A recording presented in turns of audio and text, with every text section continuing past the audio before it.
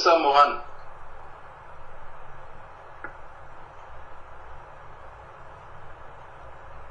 Frère Thierry, la Sœur Morane est là? Oui, la Sœur Morane, elle est en bas. Moi, je suis en haut dans la chambre haute. S'il te plaît. Je suis là, je suis là, je suis là. D'accord. Bonsoir, Sœur Morane. Oui, bonsoir. Bon. J'aimerais nous poser une question. Est-ce que le mot chance existe dans la Bible? Et je ne sais pas. Non.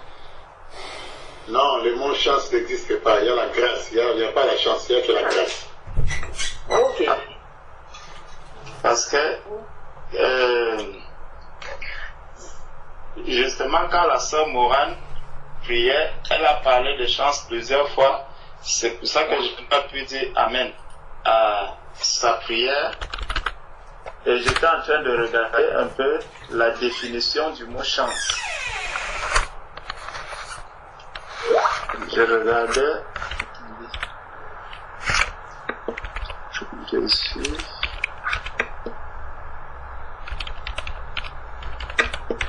Voilà, chance. Manière favorable ou défavorable dont un événement se produit, dont le hasard. Possibilité de se produire par hasard. Et on dit, il y a de fortes chances que cela se produise. Donc, je te souhaite une bonne chance. Ça, c'est ce que le dictionnaire nous présente. Donc, dans le monde, les gens vont te dire, ah, ma soeur, tu vas composer, hein, je te souhaite bonne chance. Et j'ai eu la malchance aujourd'hui. Je n'ai pas réussi à mon examen. J'ai eu la malchance aujourd'hui, je n'ai pas gagné au loto. Donc, dans le monde, en fait, c'est des mots qu'on utilise régulièrement. Chance ou malchance. En fonction des situations. Quand ça va, c'est la chance. Quand ça ne va pas, c'est la malchance. C'est la malchance. Voilà. Mais est-ce que les enfants de Dieu aussi doivent tenir ce langage? Parce que je sais que la parole de Dieu nous dit que Dieu prouve son amour envers nous. Donc, peu importe ce qui t'arrive, bien ou mauvais, tu dois savoir que l'amour de Dieu continue à se manifester dans ta vie, dans ma vie.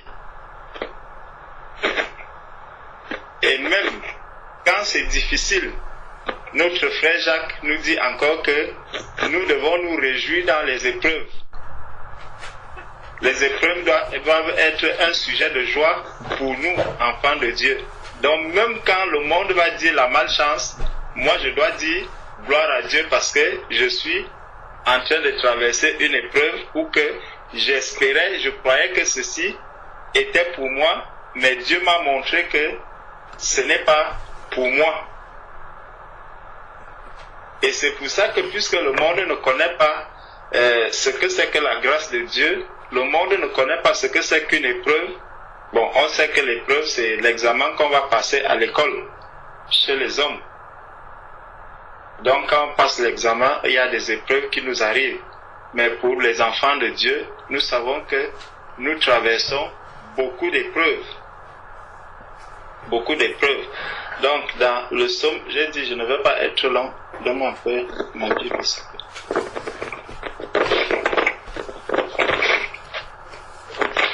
Attendez.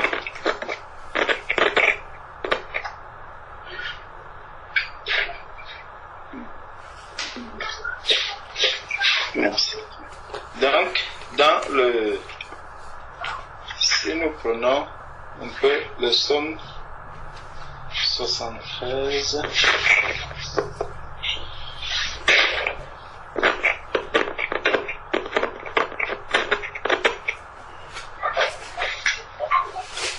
Donc, il y a des expressions comme celle-là que nous ne devons plus utiliser quand nous sommes devenus enfants de Dieu. Ça aussi doit montrer dans ma famille, parce que quand je parlerai dans ma famille et que les païens vont m'entendre dire la chance. Toi, tu as la chance, hein. Tu as la chance, tes affaires marchent toujours. Tu as la chance. Non, c'est la grâce de Dieu qui est en train de se manifester.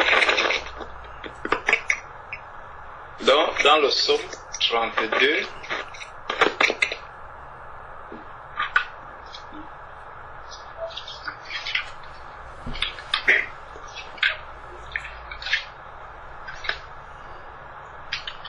psaume 32, à partir du verset 7, qu'ainsi tout homme pieux, bon, on peut en commencer. Heureux celui à qui la transgression est remise, à partir du verset 1, à qui le péché est pardonné. Heureux l'homme à qui l'Éternel n'impute pas l'iniquité et dans l'esprit duquel il n'y a point de fraude. Tant que je me suis tué, mes os se consumaient, je gémissais toute la journée, car nuit et jour, ta main s'appesantissait sur moi. Ma vigueur n'était plus que sécheresse, comme celle de l'été. Je t'ai fait connaître mon péché, je n'ai pas caché mon iniquité, j'ai dit, j'avouerai mes transgressions à l'Éternel. Et tu as effacé la peine de mon péché. Qu'ainsi tout homme pieux te prie au temps convenable. Si de grandes eaux débordent, elles ne l'atteindront nullement.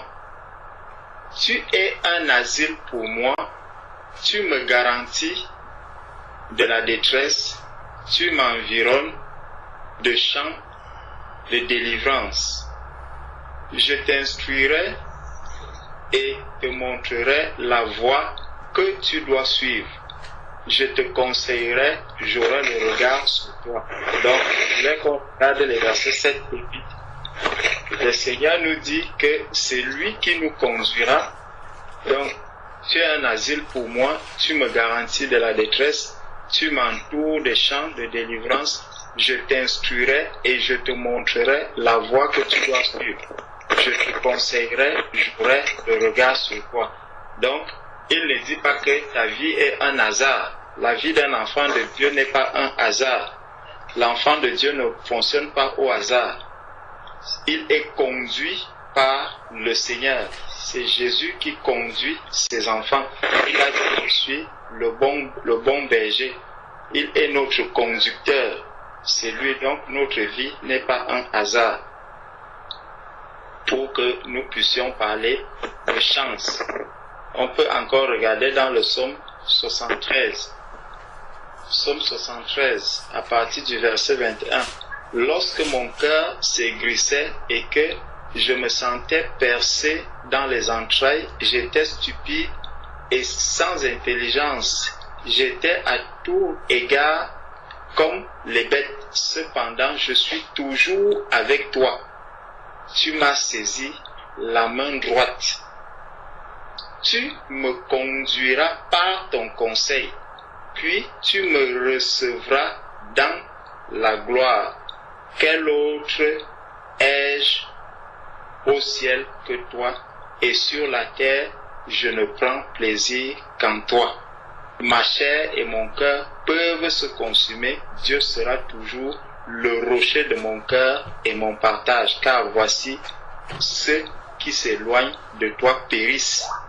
Tu anéantis tous ceux qui te sont infidèles. Pour moi, m'approcher de Dieu, c'est mon bien. Je place mon refuge dans le Seigneur, l'Éternel, afin de raconter toutes tes œuvres. Donc, il n'y a pas de chance pour un enfant de Dieu. L'enfant de Dieu est conduit par le Seigneur. Le Seigneur tient la main de son enfant et il le mène vers les eaux paisibles. Même lorsque c'est difficile, ne l'oublions pas, je lève les yeux vers les montagnes, d'où me viendra le secours. Le secours me vient de l'Éternel. Il ne me vient pas de la chance.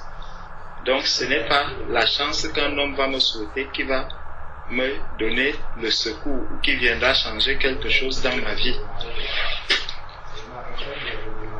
le mot chance doit donc disparaître du langage des enfants de Dieu parce que c'est manifester le manque d'assurance devant le Seigneur parce que le hasard, comme on l'a vu, c'est un hasard. Or, nous ne fonctionnons pas par hasard. Ce n'est pas le hasard qui conduit la vie d'un enfant de Dieu. C'est la main du Seigneur. Dans Luc chapitre 12, verset 32, il dit « Ne crains point, petit troupeau, car votre Dieu a trouvé bon de vous donner le royaume.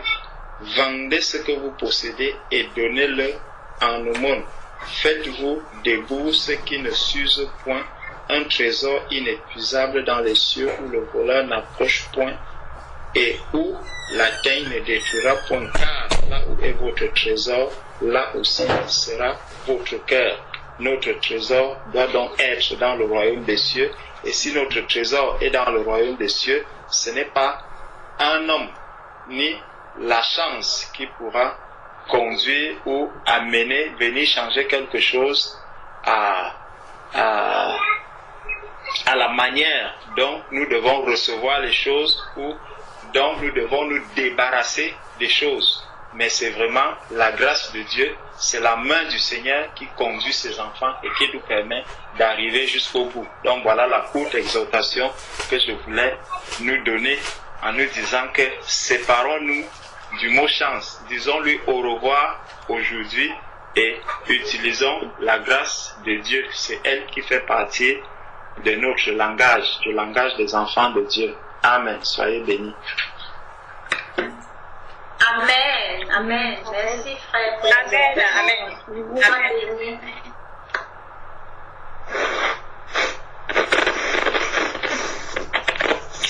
Amen. Je lève les yeux vers les montagnes. En complément de ce qui a été dit par rapport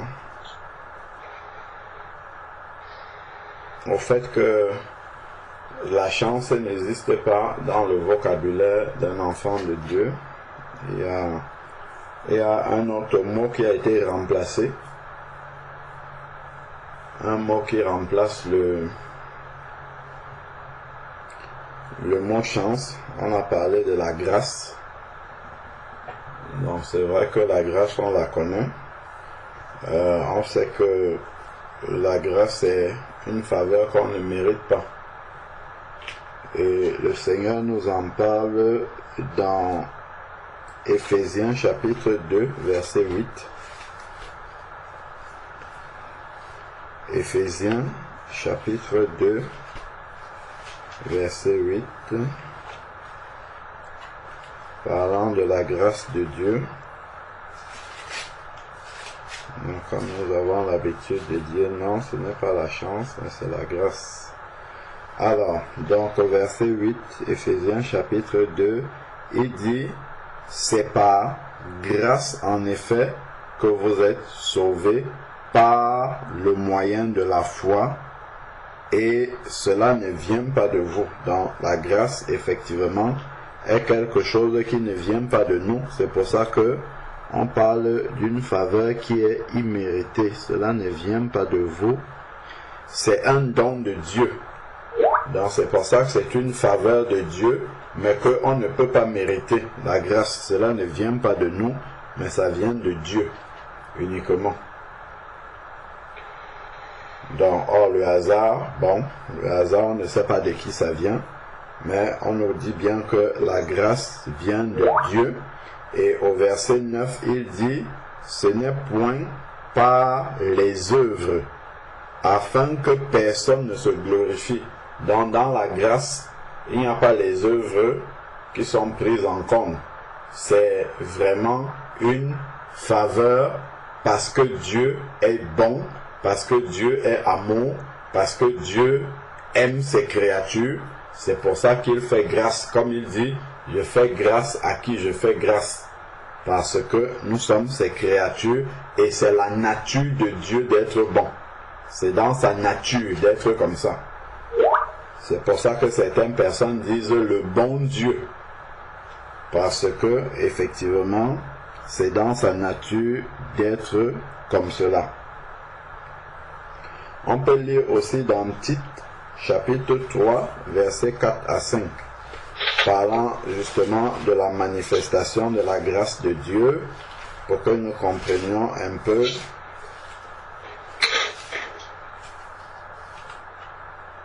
dans la grâce, c'est être béni gratuitement, être béni sans mériter, être béni juste parce que Dieu est bon et que c'est lui qui nous a créés.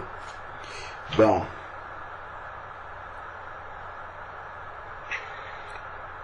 on a dit, Tite chapitre 3, versets 4 à 5, mais lorsque la bonté de Dieu, ou la grâce de Dieu, notre Sauveur, et son amour pour les hommes.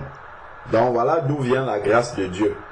La grâce de Dieu vient de son amour pour les hommes.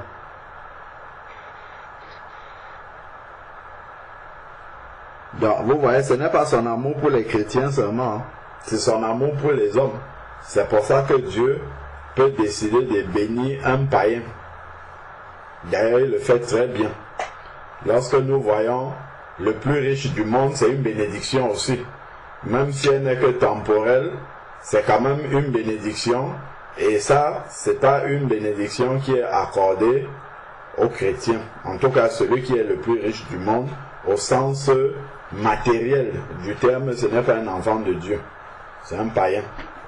Donc, et ça, puisqu'il dit que l'or et l'argent lui appartiennent, donc c'est Dieu toujours qui l'a béni. Bon, Satan aussi peut donner ces choses-là, hein. En tout cas, ce dont on parle du matériel, là, Satan peut donner ça aussi.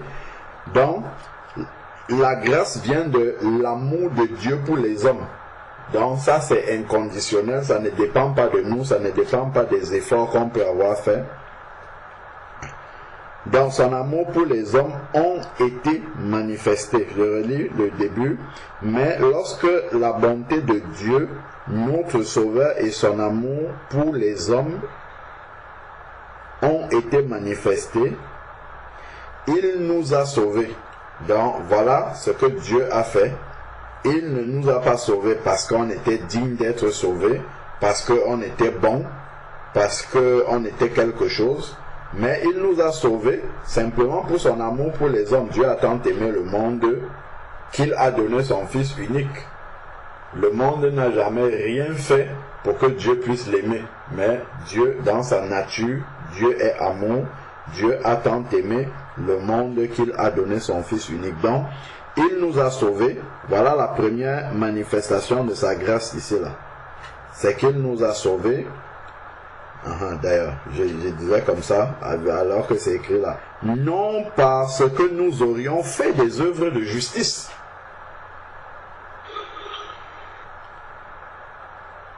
Donc, parfois, on peut regarder ceux qui ne sont pas sauvés. Malheureusement, on peut les regarder de haut un peu. Souvent, c'est dans notre cœur, même si on ne dit pas. Comme si nous, on avait mérité quelque chose. Regardons ce qui est écrit ici. Il dit, non parce que nous aurions fait des œuvres de justice. Nous n'avons rien fait pour que, justement, nous puissions être au bénéfice du salut de Dieu. C'est la grâce de Dieu, justement. Faveur imméritée qui fait en sorte qu'aujourd'hui, nous soyons participants de sa nature. Si nous avons compris ça, ça va nous donner plus d'indulgence et de patience vis-à-vis de ceux qui ne sont pas sauvés. Ça va nous conduire à être moins, à être plus patients. Donc, ce n'est pas en vertu de nos œuvres de justice, mais en vertu de sa propre miséricorde. Dans le salut de Dieu, tout ne dépend que de Dieu, lui seul. C'est sa bonté à lui seul, sans que l'être humain ne participe à cela. Ça nous montre combien nous sommes petits devant la grâce de Dieu. Combien nous sommes... nous ne pouvons pas faire valoir une quelconque vertu devant le Seigneur. Non, ce n'est que la grâce de Dieu. Bon, donc il nous le dit encore ici. Mais en vertu de sa propre miséricorde, par le bain de la régénération, c'est la nouvelle naissance, la régénération, et le renouveau du Saint-Esprit. Donc, quand le Saint-Esprit vient nous, vient en nous pour réveiller notre esprit de la mort et donc nous donner la vie éternelle, la nouvelle nature en Christ. Donc là, il parle de la nouvelle naissance qui est une conséquence de la grâce de Dieu, la bonté de Dieu pour les hommes, tel que nous avons vu, sans que l'homme n'ait un quelconque mérite à cela. Ça, c'est la définition de la grâce. Donc, ensuite, verset 6, il a répandu sur nous cette grâce-là avec abondance par Jésus-Christ, notre Sauveur, afin que justifié, il reprécise encore par grâce. Justifié, ça veut dire être rendu juste. Nous avons été rendus justes par grâce. C'est-à-dire que c'est Dieu dans sa bonté qui nous a rendus justes. Donc quand quelqu'un va peut-être se convertir et qu'il commence à mettre sa vie en ordre devant Dieu, sachant qu'il ne met pas sa vie en ordre devant Dieu pour être juste. Parce que notre propre justice est un linge souillé devant le Seigneur. C'est ce qu'il nous dit. Donc, nous le faisons simplement parce que nous avons reçu la sainteté de Dieu et que nous ne pouvons plus supporter ce qui est impur. Parce que nous avons revêtu la nature de Dieu et nous ne supportons plus ce qui ne fait pas partie de la nature de Dieu. C'est pour ça que nous allons mettre de l'ordre dans notre vie, pour que notre vie soit sanctifiée. Ce n'est pas pour devenir juste, parce qu'on ne peut pas devenir juste devant le Seigneur, ce n'est pas possible. Cette justice-là nous est donnée par grâce, c'est ce qu'il dit ici là, justifié par grâce, rendu juste par grâce. C'est-à-dire que Dieu a retiré notre casier judiciaire de péché et il a remplacé par le casier judiciaire vierge du Seigneur Jésus-Christ. C'est ça, rendre juste. Donc on dit, bon, toi, on ne sait pas combien de milliards de péchés tu avais, mais à partir d'aujourd'hui, tu es né de nouveau. Dieu considère que tu n'as jamais péché. Et il faut juste accepter ça par la foi. Voilà la grâce de Dieu. Et c'est tellement difficile à accepter parce que le monde nous prépare depuis la naissance à tout mériter. On va à l'école, on fait les examens, on doit être parmi les meilleurs, on arrive dans la société, tout doit être mérité. Il faut tout mériter. Tu travailles, tu as un salaire. Tout le système de la société est basé sur le mérite. C'est pour cette raison-là que la société a du mal à pouvoir accepter la grâce de Dieu. Voilà.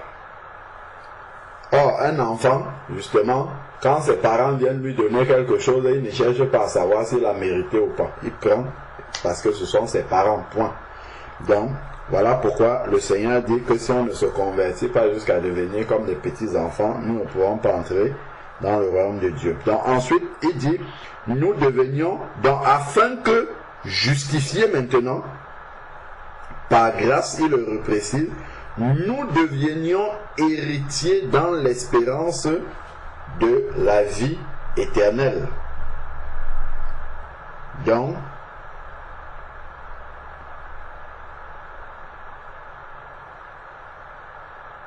voilà.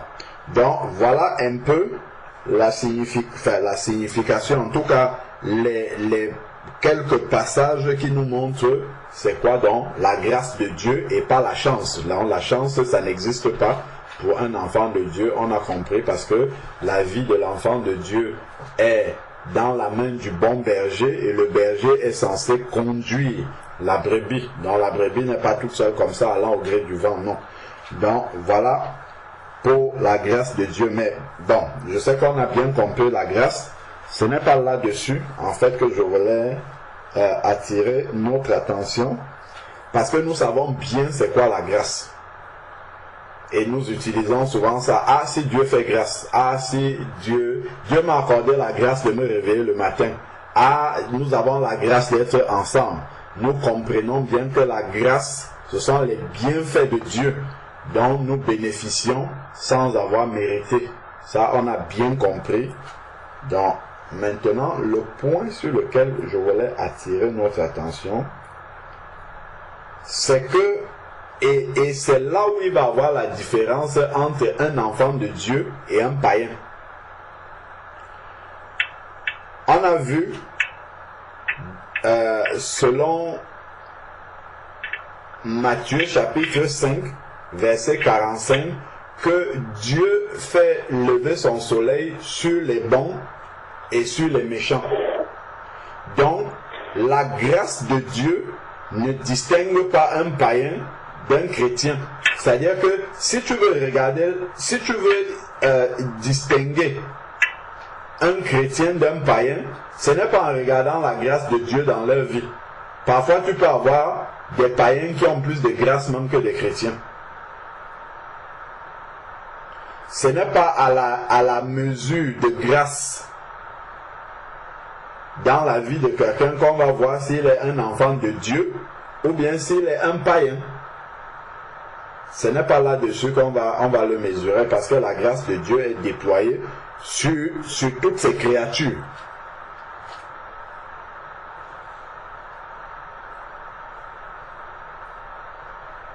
Même les animaux. Certains animaux, un chien peut être le chien de Bill Gates, comme un chien peut être un chien errant dans un pays du tiers-monde. Ça encore, ce n'est pas la même chose. C'est deux destins qui sont aussi une manifestation de la grâce. Bon, maintenant, par rapport à la grâce de Dieu, un païen, lui, il va bénéficier de la grâce de Dieu. Il peut même dire merci Seigneur.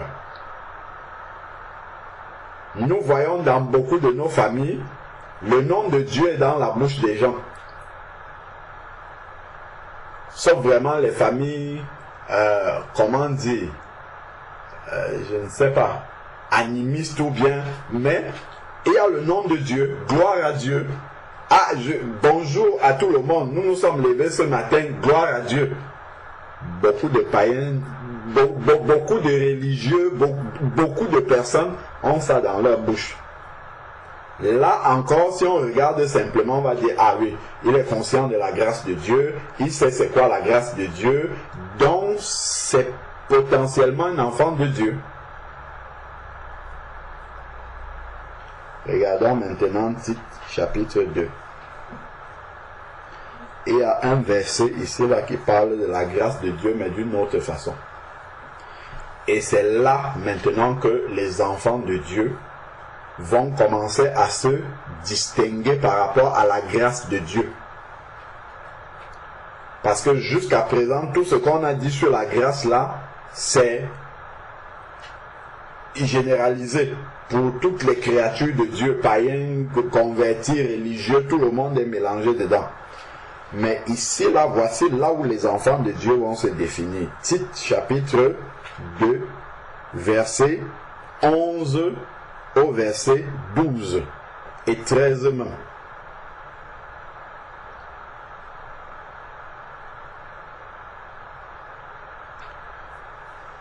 La grâce de Dieu, source de salut, ça c'est ce qu'on a dit tout à l'heure, que notre salut vient de la grâce de Dieu.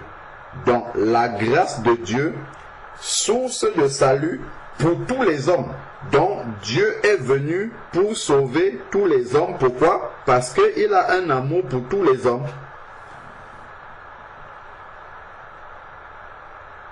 Dieu a tant aimé le monde ou tous les hommes qu'il a envoyé son Fils unique Jésus-Christ.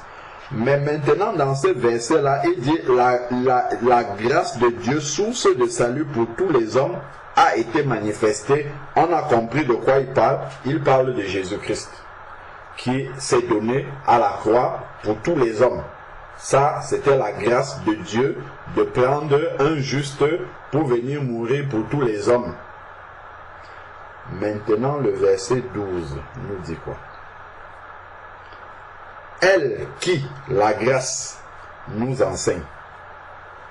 Donc, la grâce de Dieu, quand elle vient dans la vie de quelqu'un, elle vient avec un enseignement. Et c'est là, maintenant, que le païen ne peut pas recevoir cet enseignement-là. Parce qu'il ne peut pas comprendre ça. Lui, il va dire, le bon Dieu m'aime beaucoup, hein.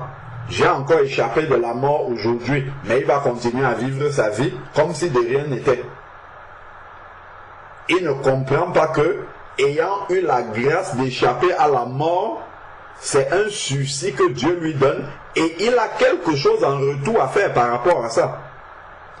Pas pour mériter ce qu'il a fait, pas pour payer Dieu par rapport à ce que Dieu a fait dans sa vie parce que Dieu n'en a pas besoin, mais c'est que Dieu l'a fait dans un but et il faut qu'il ait compris ce but-là. Donc, elle nous enseigne, cette grâce de Dieu, à renoncer à l'impiété.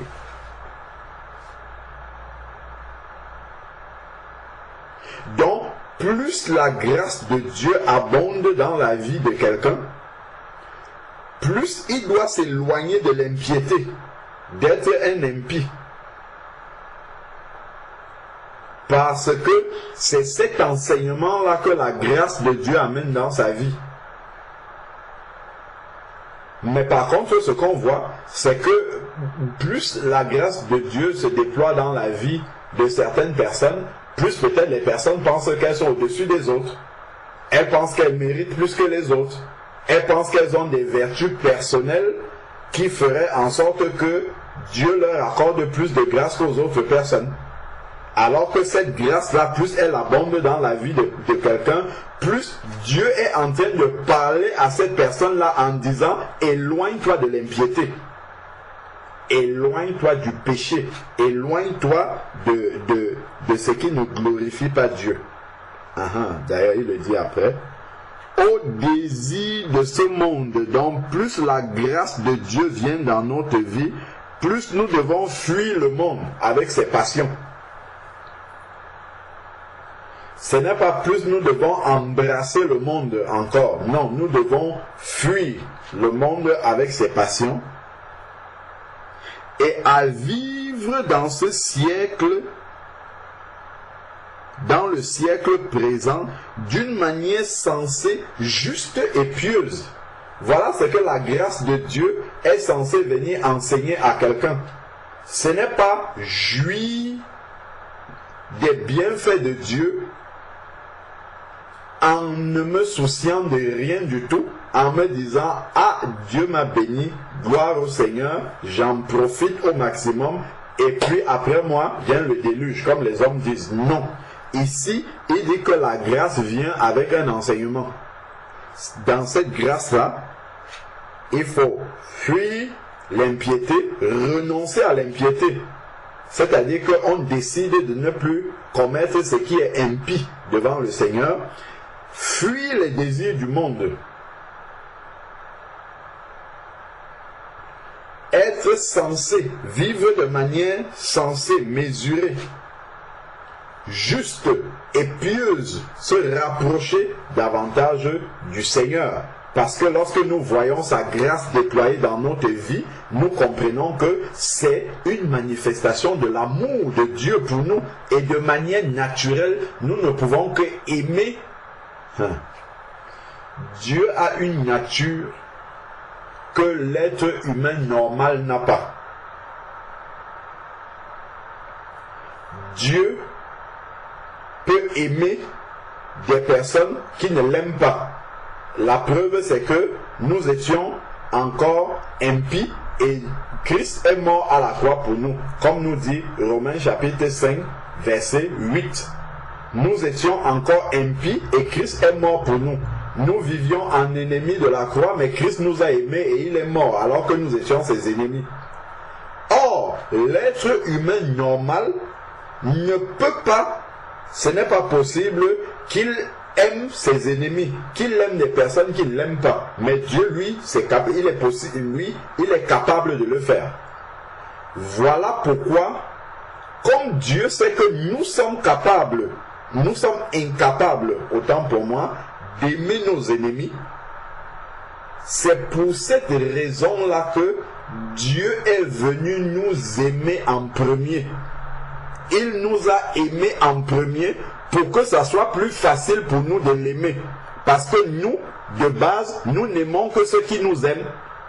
Et nous n'aimons pas ceux qui ne nous aiment pas. C'est pour ça que Dieu a commencé par nous aimer d'abord, pour nous faciliter la tâche de pouvoir l'aimer. Puisque nous aimons ceux qui nous aiment. Donc comme il nous a aimés, ça sera plus facile pour nous de pouvoir l'aimer. Voilà comment Dieu nous a facilité la tâche. Et ça, là encore, c'est encore la grâce du Seigneur. Parce qu'il voit notre faiblesse. Parce qu'il voit notre nature déchue. Je parle de l'être humain qui n'est pas encore converti. Donc, on comprend les enseignements que la grâce de Dieu apporte dans la vie de quelqu'un. Et ça, seul un enfant de Dieu peut tirer ces enseignements-là. Mais bon, malheureusement, souvent, même les enfants de Dieu sont aveuglés par la grâce. Au lieu de tirer les enseignements, on hausse plutôt les épaules et on pense qu'on est quelque chose parce que la grâce de Dieu est dans notre vie. Non, la grâce vient avec des enseignements. Renoncer à l'impiété, renoncer au désir de ce monde, vivre dans ce siècle de manière sensée, juste et pieuse, en attendant la bienheureuse espérance dont la grâce de Dieu nous enseigne le retour de Jésus, à être prêt au retour de Jésus. La grâce de Dieu nous enseigne ça aussi. Donc ce n'est pas que Dieu va nous bénir et nous allons oublier complètement que nous sommes des pèlerins sur la terre et que Jésus revient, et nous allons vivre comme vivait le riche homme dans Luc 16. Il vivait tous les jours une vie joyeuse et comment la parole de Dieu nous dit, une vie joyeuse et insoucieuse. Au contraire, lorsque nous voyons tes bienfaits sont infinis, oh mon Dieu tes bienfaits, en même temps qu'on dit mon Dieu tes bienfaits sont infinis, en même temps je suis en train de dire Jésus revient, prépare-toi. C'est ce que ce verset-là dit. En même temps quand je dis mon Dieu tes bienfaits sont infinis, je dois me rappeler aussi que ça me rappelle que Jésus revient. Parce que la grâce de Dieu nous enseigne à attendre la bienheureuse espérance aussi du retour du Seigneur. La grâce de Dieu ne doit pas m'amener à vivre dans l'insouciance. Au contraire, la grâce de Dieu doit m'amener à désirer dans mon cœur de vivre auprès de ce Dieu-là qui m'accorde cette grâce. Et si je désire vivre auprès de ce Dieu-là, ça veut dire que dans mon cœur, je désire le retour du Seigneur pour pouvoir vivre avec lui. C'est comme cela que la grâce de Dieu est censée nous enseigner de nous préparer au retour du Seigneur en permanence, d'être prêt, de désirer le retour du Seigneur, aimer son avènement comme l'apôtre Paul dit. Ensuite, maintenant, est la manifestation de la gloire de notre grand Dieu et Sauveur Jésus-Christ. La gloire de notre grand Dieu et Sauveur Jésus-Christ. Jésus-Christ est notre Dieu et notre Sauveur. Et donc, sa grâce vient nous enseigner à l'attendre. Et il nous explique encore ce que nous disions tantôt. Il s'est donné lui-même pour nous. Ça, c'est la grâce de Dieu. Afin de nous racheter de toute iniquité et de se faire un peuple qui lui appartienne, purifié par grâce encore par lui. D'ailleurs, voilà, c'est écrit. Par lui, ce n'est pas par nous-mêmes. Et zélé pour de bonnes œuvres. Même les bonnes œuvres là, il dit, ce n'est pas la peine d'aller chercher les bonnes œuvres par toi-même, parce qu'en allant chercher, il y aura encore l'empreinte de l'humain là-dedans. C'est pour ça que Éphésiens chapitre 2 verset 10 dit que les bonnes œuvres que Dieu a préparées d'avance pour que nous les pratiquions, c'est encore lui-même qui a préparé. Donc, même quand je fais une bonne œuvre, je ne dois pas tirer une gloire de ça parce que je ne mérite rien du tout. C'est Dieu par son esprit qui a encore mis cette œuvre-là dans mon cœur de pouvoir le faire. La seule chose que j'ai fait, c'est juste d'obéir. Et je n'ai pas de mérite à obéir à ce que Dieu lui-même m'a dit. Je n'ai pas de mérite là-dedans. Donc, ainsi dois-tu parler, exhorter, reprendre avec une pleine autorité, que personne ne te méprise. Bon, donc voilà ce que la grâce de Dieu vient nous enseigner. Prenons Hébreux chapitre 6, versets 4 à 6. Hébreux chapitre 6, ça c'est la continuité de l'enseignement de la grâce, que la grâce vient nous enseigner. Elle nous enseigne. La grâce nous enseigne des choses. Hébreux chapitre 6, verset 4 à 6, il est dit: quant à ceux qui ont été une fois éclairés, qui ont goûté aux dons célestes et sont devenus participants à l'Esprit Saint, donc ceux qui ont eu part à la grâce de Dieu. Quant à ceux qui ont, on peut résumer ce verset-là, quant à ceux qui ont eu part à la grâce de Dieu, parce que c'est ce que nous avons lu tout à l'heure, lorsqu'il nous parlait dans Tite chapitre 3, versets 4 à 5, de la régénération. Il nous disait comment nous sommes nés de nouveau par l'Esprit également. Et donc ici, c'est la grâce de Dieu. Donc, quant à ceux qui ont reçu la grâce de Dieu, verset 5, et qui ont goûté la bonne parole de Dieu et les puissances du siècle à venir. Nous avons goûté les puissances du siècle à venir. Nous avons manifesté les œuvres de l'Esprit. Nous avons goûté aux choses spirituelles. Voilà. Ça, c'est la grâce de Dieu. Toujours une autre manifestation de la grâce de Dieu. Verset 6. Et qui sont tombés, c'est-à-dire qui se sont éloignés. Il dit, il est impossible de les ramener à une nouvelle repentance. Donc ça, c'est celui qui s'est compromis et qui s'est endurci dans le péché en refusant de se repentir. Voilà le passage que je voulais nous faire lire. Ils crucifient de nouveau pour leur part le Fils de Dieu en le déshonorant publiquement. Donc, si la grâce de Dieu se manifeste dans notre vie et que nous continuons à vivre dans le péché, dans l'impiété, sans aucun souci de conscience, alors là, nous crucifions de nouveau le Fils de Dieu, qui s'est déjà donné par grâce pour nous, qui est mort pour nous à la croix, mais là, cette fois-là, de manière consciente, nous venons nous-mêmes, nous prenons des pointes et nous le crucifions. Si nous vivons dans le péché de manière volontaire, nous crucifions de nouveau le Fils de Dieu, c'est-à-dire que nous avons reçu la grâce de Dieu, mais nous avons refusé l'enseignement qui accompagne la grâce de Dieu. C'est ça. Continuer à crucifier le Fils de Dieu. C'est pour ça qu'il est dit que celui qui est né de Dieu, dans 1 Jean chapitre 3 verset 9, celui qui est né de Dieu ne pratique pas le péché, il ne pêche pas volontairement. Pourquoi? Parce que la semence de Dieu habite en lui. La semence de Dieu, c'est la parole de Dieu qui est gardée par le Saint-Esprit en lui.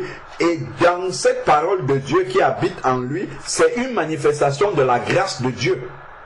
Donc c'est un enseignement qui est en lui. Donc il ne peut pas pratiquer le péché. Pourquoi? Parce qu'il serait en train de fouler la grâce de Dieu. Il serait en train de refuser l'enseignement que la grâce lui a apporté. S'il continue à vivre dans le péché, s'il pratique le péché. il serait en train de renier l'enseignement de la grâce dans sa vie. Donc, ensuite, maintenant, finissons avec Hébreux chapitre 10. Hébreux chapitre 10, à partir du verset 26.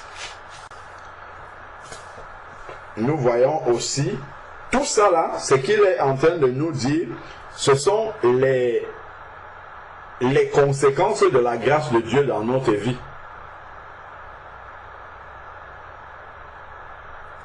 Hébreux chapitre 10, car si nous péchons volontairement, bon, ça là, si on dit ça à un païen, ben le païen lui pêche de manière normale, c'est une habitude quotidienne pour lui. Mais il dit, car si nous péchons volontairement, après avoir reçu la connaissance de la vérité. La connaissance de la vérité, c'est encore quoi? C'est une manifestation de la grâce de Dieu. Parce que c'est Dieu qui fait grâce pour que nous recevons la connaissance de la vérité. Comme la sœur Morane faisait part tout à l'heure dans son témoignage qu'elle a pris autorité sur la pomme et elle a mangé. Elle a commandé à l'allergie de se mettre de côté et elle a mangé parce qu'elle a la connaissance de la vérité. Et c'est parce que Dieu lui a fait grâce. Si Dieu ne lui avait pas fait cette grâce-là, quand elle verrait la pomme, elle serait en train de trembler devant la pomme parce qu'elle est allergique à la pomme. Parce qu'elle était allergique à la pomme. Donc ici, dans la connaissance de la vérité, c'est une manifestation de la grâce de Dieu. Donc, si nous péchons volontairement après avoir reçu la grâce de Dieu, il ne reste plus de sacrifice pour les péchés.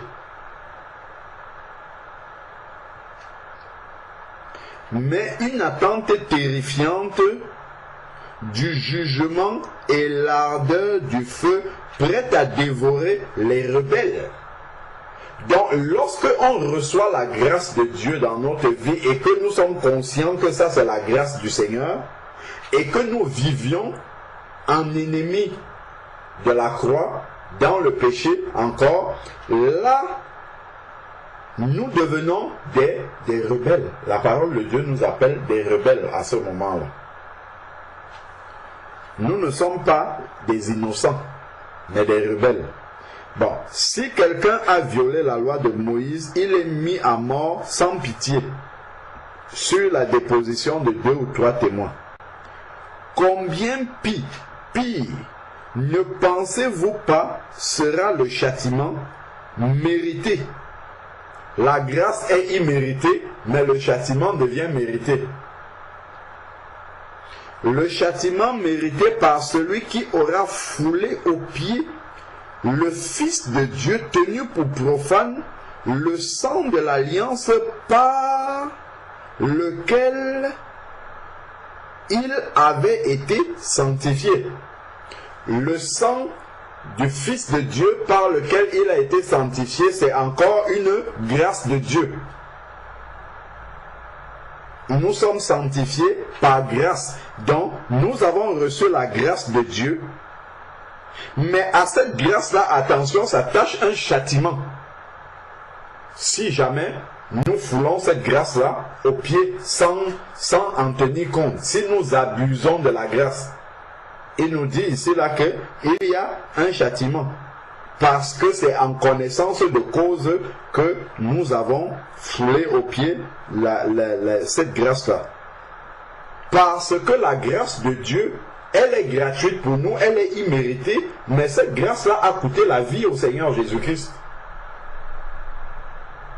C'est pour ça qu'il y a un grand prix dans cette grâce-là. Le Seigneur nous l'accorde de manière imméritée, gratuitement, mais il ne faut pas qu'on la foule aux pieds. Alors, dans verset 30, car nous connaissons celui qui a dit, à moi la vengeance, c'est moi qui rétribuerai, ou encore, le Seigneur jugera son peuple. Donc on voit bien que ça, jugera son peuple, ça s'adresse aux enfants de Dieu. Il y a une question qui est posée souvent, est-ce qu'un chrétien peut perdre son salut? Regardons bien ce qui est écrit dans ce passage, si ça répond à cette question-là. On parle du Seigneur qui jugera son peuple. Donc là, c'est vraiment les enfants de Dieu. Ceux qui ont été sanctifiés une fois par le sang de Jésus, son Fils, ici, là, ça, ce sont les enfants de Dieu. On ne parle pas des païens ici. Donc, et on parle de la possibilité de tomber sur le jugement du Seigneur. Si on foule volontairement la grâce du Seigneur, il est terrible de tomber entre les mains du Dieu vivant.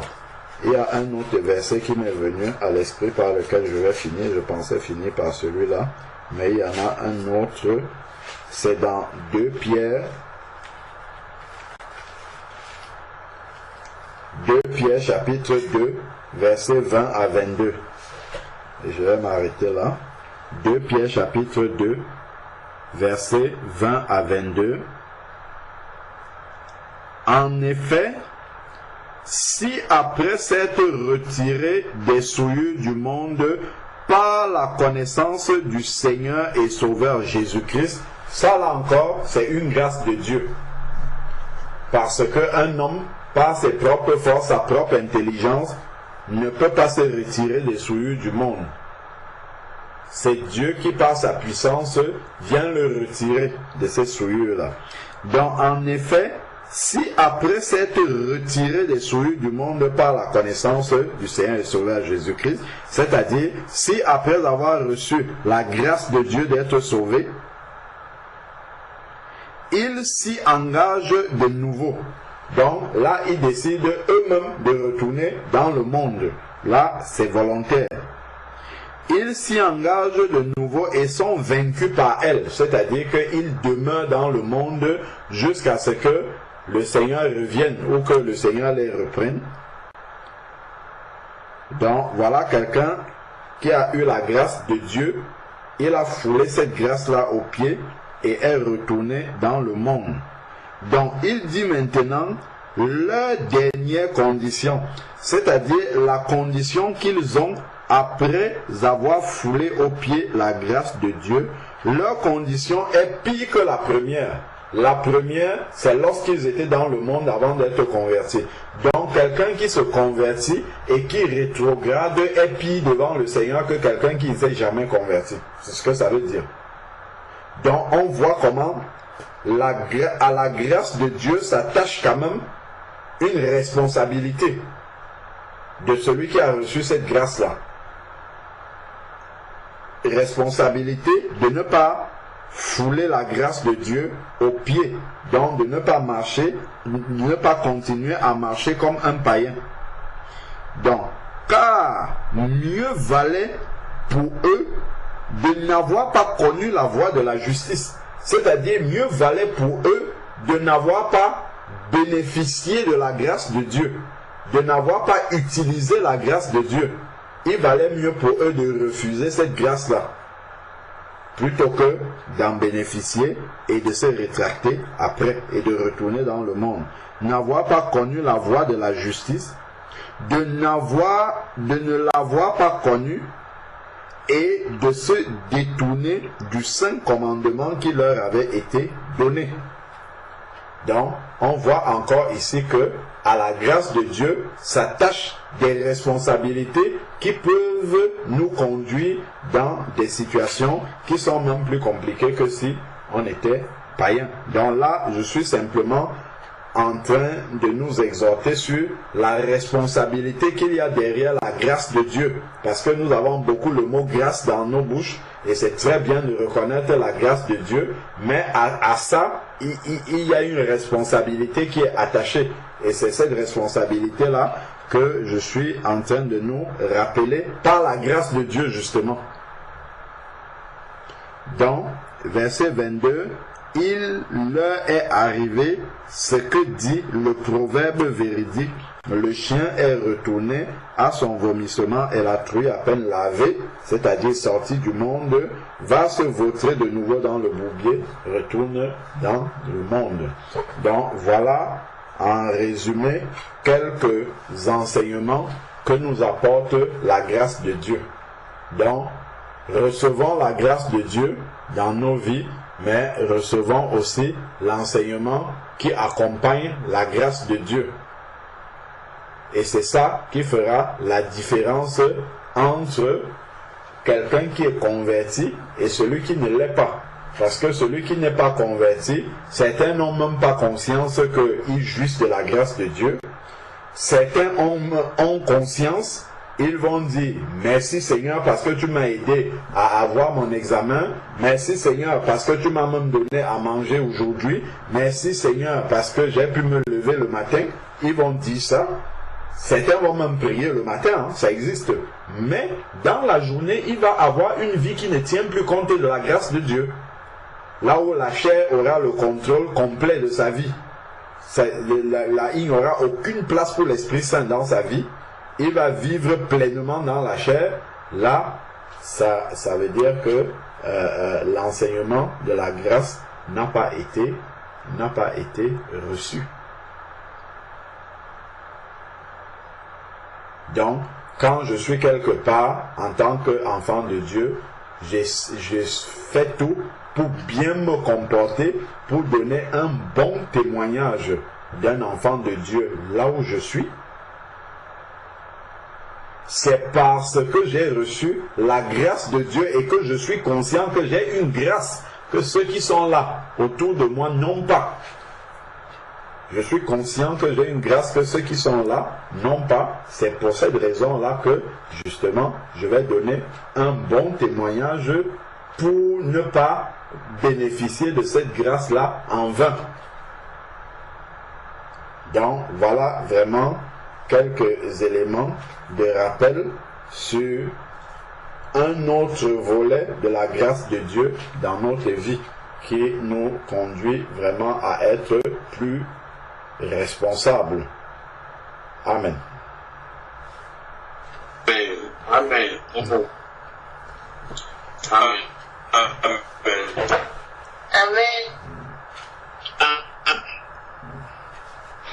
Amen. Amen.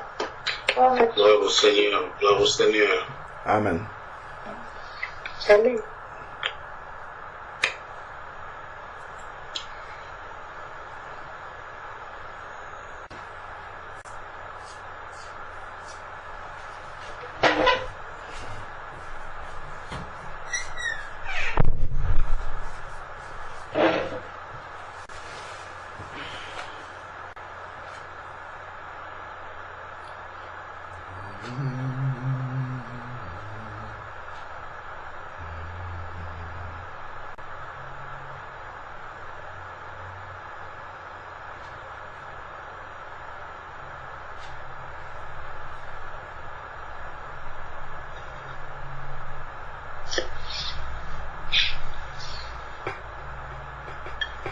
Bon, si quelqu'un a à ajouter, est-ce qu'il y a une question, une exhortation, un encouragement?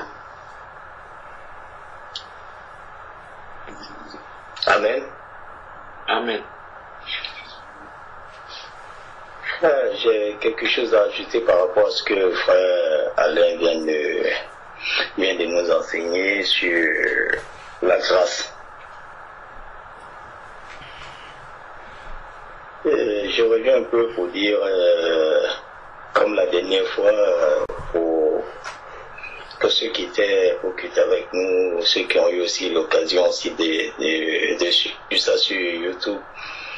Et en fait, j'avais compris que lorsque Dieu nous ouvre les portes, lorsque Dieu nous accueille dans sa maison, il nous accueille avec toutes les grâces qu'il faut à son enfant. Et il nous donne toutes ces choses-là pour que nous nous rapprochions de jour en jour davantage avec lui et marcher surtout dans la sanctification et garder sur toutes ses recommandations.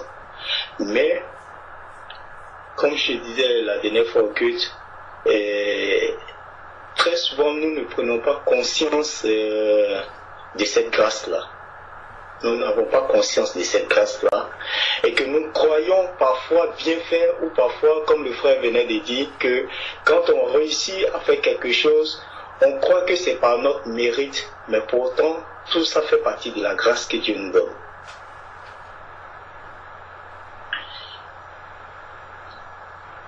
Et ce que je tenais à ajouter, c'est que tellement nous sommes parfois égoïstes et ingrats de ne pas reconnaître que c'est lui Dieu qui nous donne cette grâce-là. On se glorifie de cette grâce-là en oubliant même celui qui nous a donné, et parfois même quand il nous donne cette grâce, c'est pour une mission bien accomplie, une mission, une tâche qu'il nous donne de pouvoir faire avec cette grâce-là. Mais nous, parfois, on la laisse. Nous gaspillons même cette grâce-là. C'est en cela même que dans ces temps-ci, quand je repensais encore à ça, quand je revivais encore ces choses-là, j'avais eu, comme j'ai demandé au Seigneur en fait, pour ce qu'il m'a révélé la dernière fois, j'ai pris conscience de quelque chose. Mais plus profond, j'avais compris que c'est vrai, cette grâce dont il m'a toujours donné, et que j'étais en train de traîner avec, parce que cette grâce-là ne se limitait pas seulement à ce que je faisais, mais c'était au-delà de ce que je devais faire. Et ça m'a encore ouvert les yeux de comprendre que, au-delà de ce qu'il m'a dit, il y a la grâce gaspillée. Et donc dans ces temps-ci, ce qui me revenait à cœur, comme thème du message qu'il m'avait donné, c'est la grâce gaspillée. La grâce gaspillée.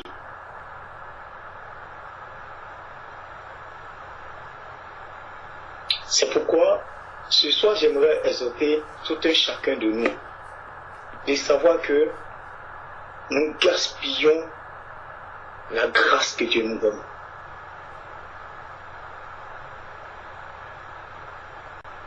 Parfois même nous foulons aux pieds la grâce qu'il nous donne. On limite trop la grâce de Dieu. C'est comme si on limitait Dieu à une seule chose.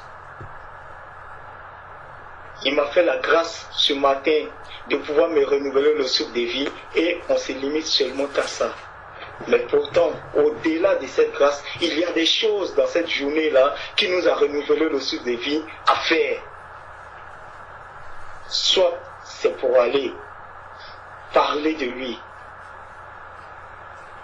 partout, ou c'est pour aller rendre visite à des frères, à des bien-aimés, ou aller même voir des personnes qui ne le connaissent pas, mais qui ont le désir de le connaître.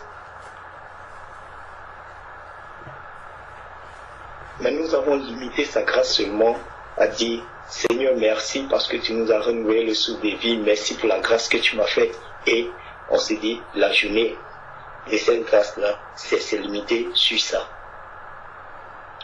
J'ai compris, j'ai tiré des leçons. Et ces jours-ci, ce qu'il me donnait, c'est la grâce gaspillée. J'avais compris qu'au-delà de ce thème, au-delà de ce thème-là, c'était de porter ce message-là quelque part. La grâce gaspillée.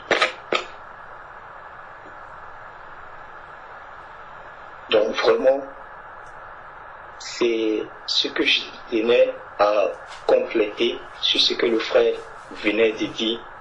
Ça m'a vraiment boosté, ça m'a fait du bien ce qu'il venait de dire tout à l'heure. Amen. Amen. Amen. Amen. Amen. Gloire au Seigneur. Amen.